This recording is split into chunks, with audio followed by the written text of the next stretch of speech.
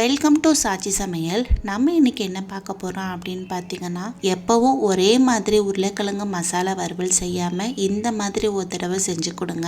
எல்லாருமே ரொம்ப விரும்பி சாப்பிடுவாங்க. இப்போ வாங்க ரொம்பலாம் டைம் வேஸ்ட் பண்ணாமல் அந்த உருளைக்கிழங்கு மசாலா வறுவல் எப்படி செய்யலாம் அப்படிங்கிறத நம்ம வீடியோக்குள்ள போய் பார்க்கலாம். ஃபர்ஸ்ட்டு இந்த மசாலா வறுவல் பண்ணுறதுக்கு ஒரு சின்ன மசாலா ரெடி பண்ணிக்கலாம். அதுக்கு ஒரு குட்டி மிக்ஸி ஜார் எடுத்து வச்சுக்கோங்க.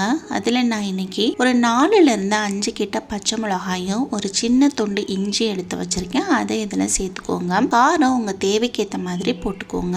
அடுத்ததா ஒரு 5லேருந்து 6 கிட்ட பூண்டு பல் போட்டு இது எல்லாத்தையும் சேர்த்து நல்லா கொரகொரப்பா இருக்கிற மாதிரி அரைச்சி எடுத்துட்டு வந்துடலாம். அடுத்ததா மசாலா வறுவல் பண்ணுறதுக்கு ஒரு அகலமான கடாயை பார்த்து எடுத்து வச்சுக்கோங்க. அதில் ஒரு 2 ஸ்பூன் அளவுக்கு எண்ணெய் சேர்த்துக்கலாம். எண்ணெய் நல்லா காஞ்சதும் இதில் 1/2 ஸ்பூன் ஜீரகம், கடுகு, 1 ஸ்பூன் அளவுக்கு உளுந்து, 1 ஸ்பூன் கடலை பருப்பு, ஒரு 2 கிட்ட மிளகாய் வத்தல், இது எல்லாத்தையும் போட்டு அடுப்பை நல்ல மீடியம் ஃப்ளேம்ல வச்சு வறுத்து விட்டுக்கலாம். நம்ம போட்டு கடுகு ஓரளவுக்கு பொரிஞ்சு பருப்பெல்லாம் நல்லா செவந்து வந்த பிறகு இதில் ஒரு கொத்தளவு கிட்ட கருவேப்பிலை சேர்த்துக்கலாம். அது கூடவே ஒரு சின்ன மீடியம் சைஸ் அளவு பெரிய வெங்காயத்தை எடுத்து நல்ல ஸ்லைஸா கட் பண்ணி வச்சிருக்கேன். அதை இதில் போட்டு நல்ல கண்ணாடி பதம் வர வரைக்கும் வதக்கி விட்டுக்கோங்க. இப்போ பாருங்க, வெங்காயம் கொஞ்சம் கொஞ்சமா வதங்கி நல்ல ஒரு கண்ணாடி பதத்துக்கு வந்துருச்சு. இந்த டைம்ல நம்ம என்ன சேர்க்க போறோம் அப்படின்னு பார்த்தீங்கன்னா, ஃபர்ஸ்ட் நம்ம அரைச்ச மசாலா பேஸ்ட் இருக்குது இல்லையா, அதை இதில் சேர்த்துக்கலாம்.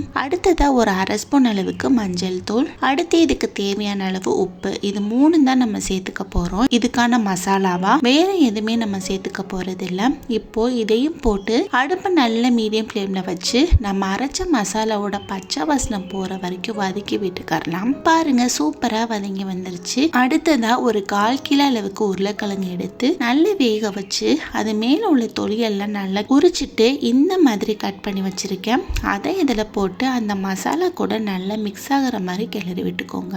ரொம்ப ரொம்ப சூப்பரான டேஸ்ட்ல இருக்கும். எப்போவும் மிளகாத்தூள், மிளகுத்தூள் இதெல்லாம் போட்டு செய்யாம இந்த மாதிரி ஒரு தடவை செஞ்சு ட்ரை பண்ணி பாருங்க, அருமையா இருக்கும். இப்ப பாருங்க, நம்ம போட்ட மசாலா எல்லாமே நம்மளோட உருளைக்கிழங்குல சேர்ந்து வதங்கி வந்துருச்சு. கலர் பார்க்கவே ரொம்ப அருமையா இருக்கு. கண்டிப்பா இந்த மாதிரி ஒரு தடவை செஞ்சு உங்க வீட்டில் உள்ளவங்களுக்கு கொடுத்து பாருங்க.